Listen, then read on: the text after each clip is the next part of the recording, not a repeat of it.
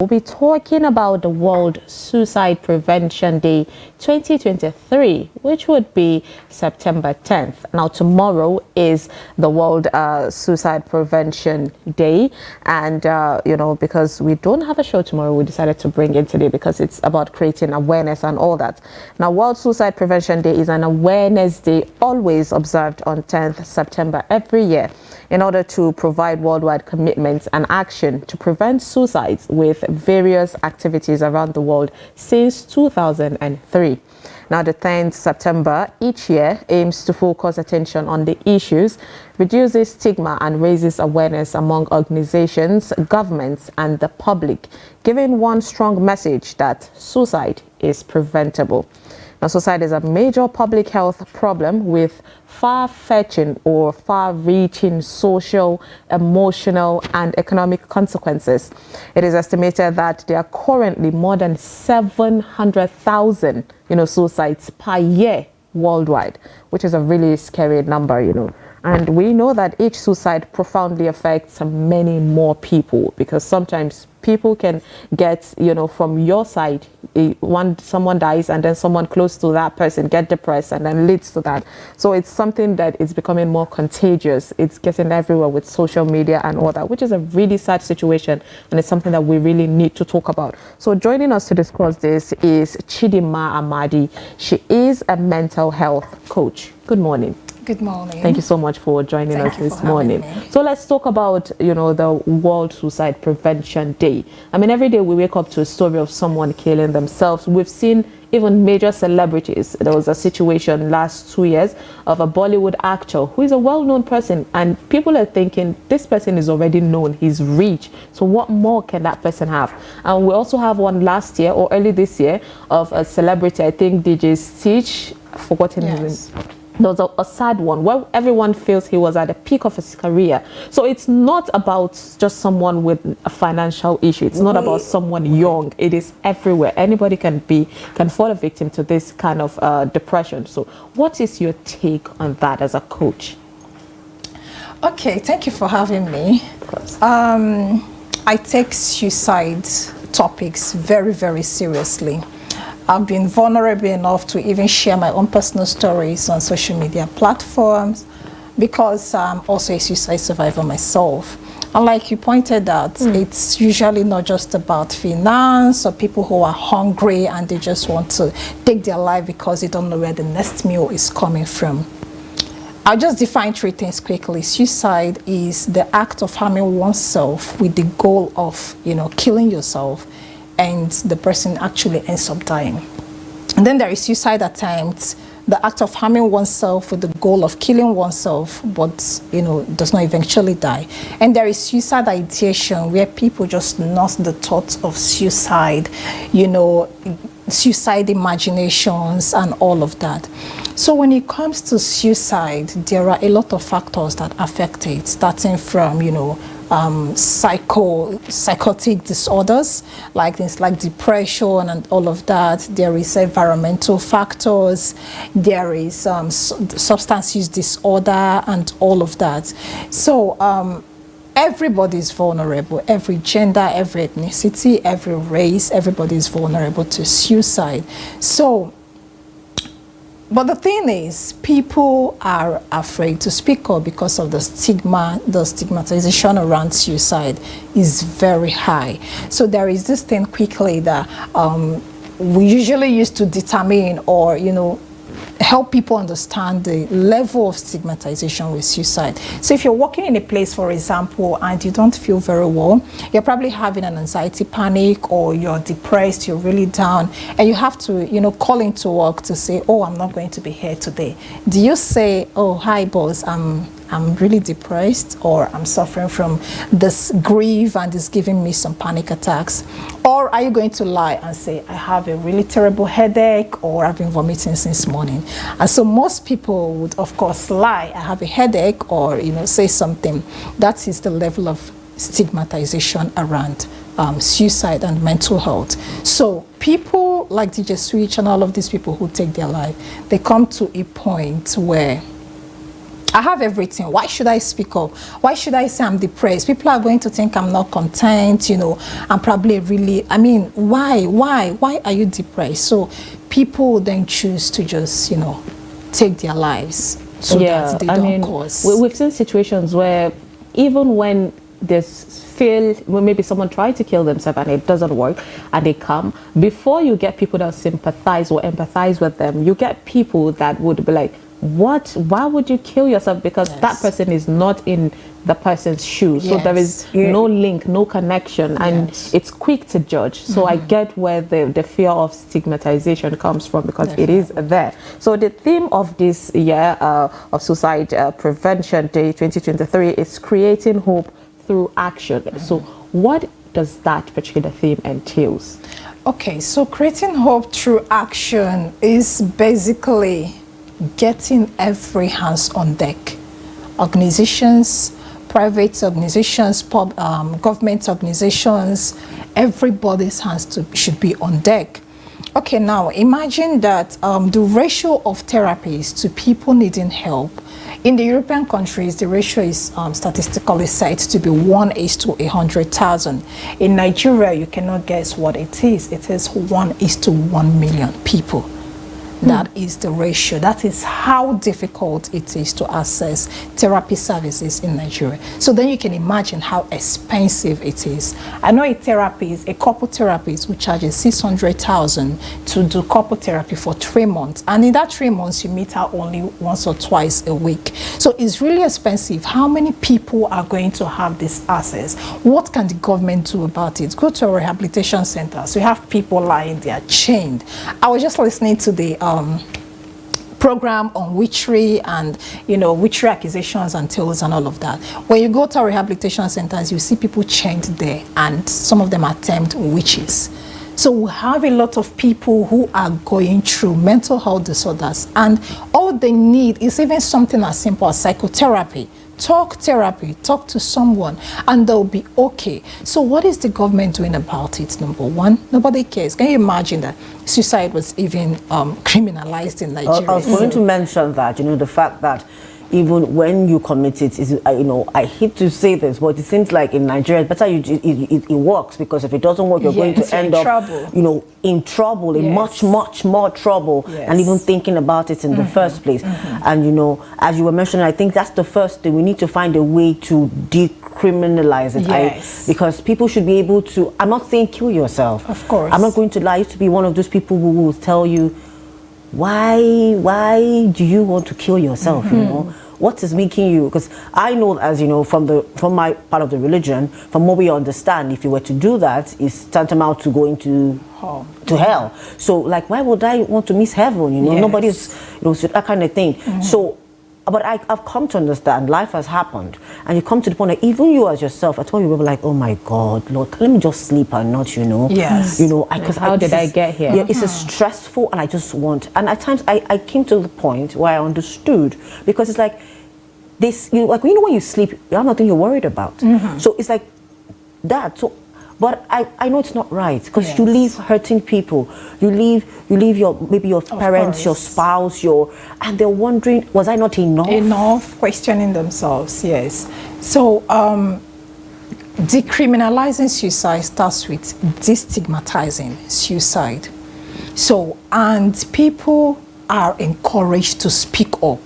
Speak up, speak up, speak up. Say something. Like, if you feel like something is going wrong, say something. If you feel, look, we human beings have very strong resilience to life. Nobody wants to die. Everybody wants to live. We are happy to live. We are very happy with the life we are living. So we have very strong resilience. Now, when anybody crosses the threshold of that resilience, then you should know that something is wrong. I've had, you know, people call me on phone, and I've had somebody call me on phone, and the person is screaming and crying, like, I'm hearing voices in my head telling me to kill myself and all of that. You know, it has happened, these hallucinations, and, you know, they make people act out, and then we call it, in my language, we term them obanche. When I was in secondary school, you know, when I dived into the area of mental health industry, I started thinking back, and a lot of things from the past really hurt me, like things I would took for granted. People who needed help but didn't even know what they were going through, you know. So in secondary school, I had this girl who jumped down from the second floor. She was going for death, and then when she landed, she didn't die. She was so angry, she was enraged, like, why am I still alive? And then she ended up, you know, her 2 legs were damaged. I think she later on got to walk, and there were other people like that, you know, now when I think back, I'm like, these people just needed help, but we term them like people who had spiritual problems and all of that. So I think all hands should be on deck. Government should make provisions. There should be provisions for mental health, you know, the mental health budgeting or whatever should be taken seriously in Nigeria.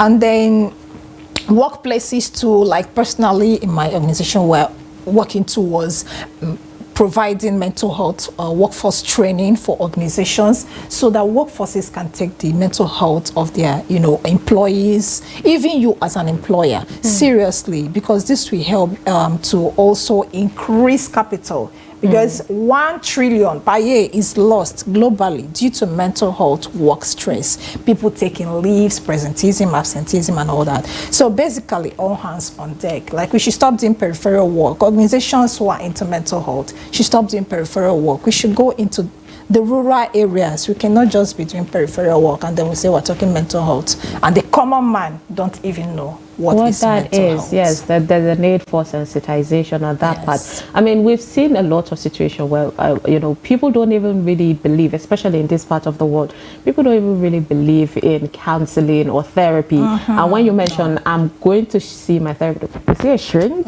You know, situations like that. That's your stigma too. So yes, it makes it you look is a like, stigma. okay. So you even when you're bold to go, you don't want to share out with your loved ones. But speaking of loved ones, you know, we're pushing for the government to do the needful. We're pushing for organizations to assist on all this.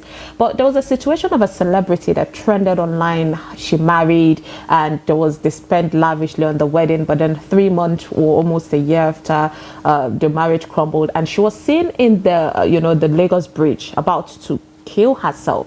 And the comment section was brutal. While some people were empathizing with her, other people were like, so you want to kill yourself because of a man? There is that situation. So at what point should the family, you know, lean in to reach out to a person to know how that person is faring and all that? What's the contribution from the family? Because we can't just leave it out for the external factors. Just to add, you know, I think another thing again is, you know, away from even the African continent, we equally see it in America. It's called blacks don't crack. And so when a black man is supposed to go to see a therapist, you get that. You get that look. And even for men especially, you know, be strong and all that thing. The struggle mentality. Yes, you know. And I think, you know, it's a very valid question, because I'm an advocate of talking, but I don't believe in talking to everybody. Yes. That's me. Have your circle, you know. But what you have to say, because even the workplace, even because at times, you know, I think people feel like all I'm doing is giving you information you're going to use to harm me. Yeah, there was that. The blacks tend to do that actually. Yes, when you fight, that's when they start bringing the dirt that they know about you. So, all right. So what should family, you know, do about this particular situation? Well, it's still the same thing around all hands on deck. Be sensitive. Like tomorrow being World Suicide Awareness and Prevention Day, what we're talking to people about is we're trying to reach out. We'll probably, of course, reach out to people who are suicidal and we won't know. But the core goal is to reach out to family, friends, because we know everybody we're talking about are family, to people, friends to people, and all of that. So all hands on deck. How do you know when a person is being suicidal? How do you know when a person has gotten to that point where, oh, I can't do this anymore? Talk to them. Listen to them express themselves. You know that in our African culture, we're not used to that one-on-one conversation, like, come and sit down, what's wrong with you, what's going on? It's like, you are getting out of hand, though, something, are you sure, you know? So families need to become a little more sympathetic, compassionate, sensitive, So if you observe that your child, your loved one, your sister, your brother is going out, like they're becoming who they were not, because there are pointers to, you know, symptoms of depression and all that. Say your daughter or your sister is someone who is very outgoing, like that celebrity, for example, probably someone who likes to make videos and all that, and then suddenly this person is no longer doing those things. Oh, come, let's go see a movie. Ah, I'm not interested. Let's go and hang out. I'm not interested. The person begins to lose interest in everything that once makes them happy. It's time for you to talk to them. Or I even advocate for people to gift. You can gift people therapy. You can gift people therapy services. You can book a therapy session for people and say, hey, there's someone I want you to meet. And then they go meet the person so that, you know, they can talk about whatever it is bothering them. So basically, families should become more compassionate, more sensitive. Ask questions. Ask your daughter, ask your son, ask your husband, ask your wife, what's going on? Ask your sister, your brother, how can I help you? I mean, that's a good one. I always remember, you know, while I was still staying with my parents, my mom, if she noticed maybe 30 minutes long or 1 hour she didn't hear from me, she would check in. Are you okay? Why are you like this? There is that. Yes, there's like, sometimes you'll be like, please leave me alone. But then she knows why she's asking that particular situation. It's like paying attention. So that is really a great thing. So Coach Chidima, as a coach now, what would you tell someone going through a particular situation right now that they are already considering, you know, a suicidal attempt? What would your you know, mental or coach, should I say specialty, give to that particular person? Okay. First of all, when a person is suicidal, when you've gotten to that point, you know, well, let's say there is light at the end of the tunnel. For a suicidal person, for a person who has gotten to the peak, there is no light at the end of the tunnel. There is no light. All you see is darkness. So, and those are one of the pointers when a person feels like there is no way out. You are in a cage. So let me just die in this cage. And that's one of the things that I help. And I don't tell people lies. When people come to me, when I'm doing therapy for anybody, and I look at you, I you know, analyze your past, where you're coming from, I tell you the truth. I can see the light at the end of the tunnel for you. And if I can see it, I will tell you that I can see it. Now look at what you need to do so that we can clear whatever is, you know, blocking that light. For the tunnel. Yes, it's like a tap, a faucet that is, you know, blocked by something. You know, what is blocking the water from coming out? There is just something blocking it. And, you know, I help you to go through the journey of fixing it. Not that I fix it for you. So for that person, there is no light at the end of the tunnel. But what I can tell you, if you are watching this, there is light at the end of the tunnel. And you probably just need a professional help, someone that can help you, you know, see that light that you are no longer seeing. There is hope and there is help. Suicide is not an option. It's never an option. I know right now it feels like if you're actually going through it, it's the only option. Like for me, at the moment when I went through that, it was an option. You know, it was an option. And even if it is suicide ideation that you're going through, I believe if you're going through suicide ideation, you're just this close to taking your life. And that's mostly what I went through. So even if you're not saying suicide, I've had people tell me, you know, I just stand, I'm imagining my burial, my funeral, how it's going to be. Those things happen to people, but it's just that they don't have the courage to get there. So, but it would take just a split. It can take waking up one morning and say, you know what, I'm done. And then you don't hear from. So it's just the situation again. Of two heads are better than one. You just need someone to help you figure it out. Suicide, you know, it's not an option. It's not an option. A very good one there. And on that note, of course, we'll stop there. Thank you so much. Thank you so much. Thank you so much, Madi, a mental health coach. If we had much time, I had some questions, but maybe some other time we'll get into it.